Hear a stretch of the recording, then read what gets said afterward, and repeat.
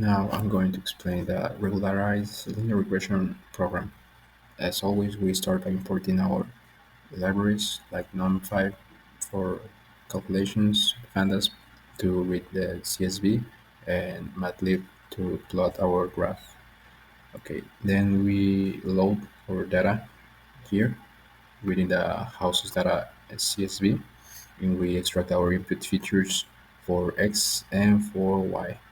In this case, price is going to be our Y value. Then we normalize, as always, our values, making it easier for the program to make the calculations. Then we make the insert to add the columns of ones to include the bias. In this case, we're going to use lambda.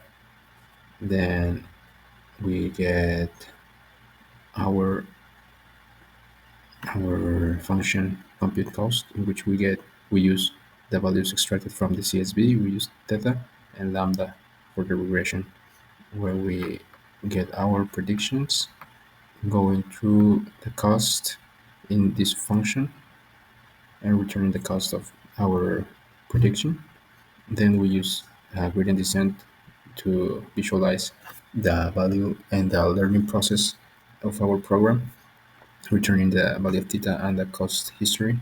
In this function right here, we initialize or we uh, input our values to the uh, function gradient descent, and we plot and make the predictions, print our values, and give the size of our array and the values for the new house normalized that we use, and the value for the interception of the intercept, the value for new house with an intercept, and the price predicted.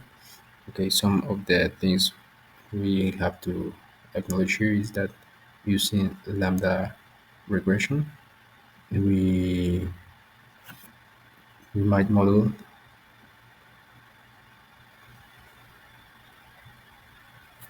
right here in learning in lambda regression.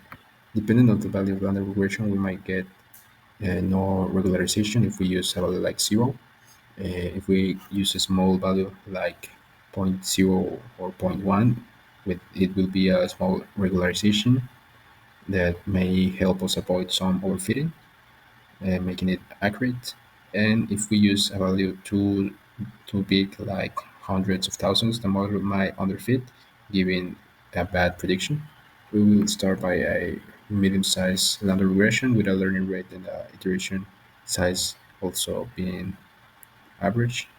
We get a function that goes smoothly, making a prediction that might be close to real.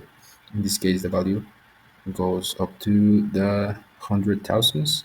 If we change the lambda regression, that is one of the important components of this program. We can get a smaller regression to regularize the prediction. By running this code, we can see that it's a very similarly looking graph, and the price goes a little smaller. It might mean that it's getting closer to what it actually can be. And if we go to a bigger regularization, we can see an other average looking um, decrease or descent, but the price is highly over the other two, making it less fitting, probably a little a little bit wrong.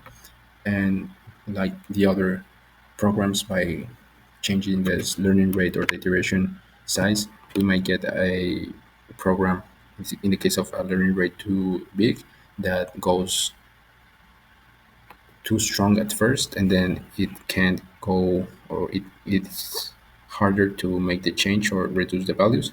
And with the iterations, we already know that having a big size of iterations makes the program or the computing a little bit slower, but can bring the average or the prediction to a closer to real value. And by making it smaller, the size or the times of the program running may not be helpful to come to a conclusion or to a satisfying conclusion.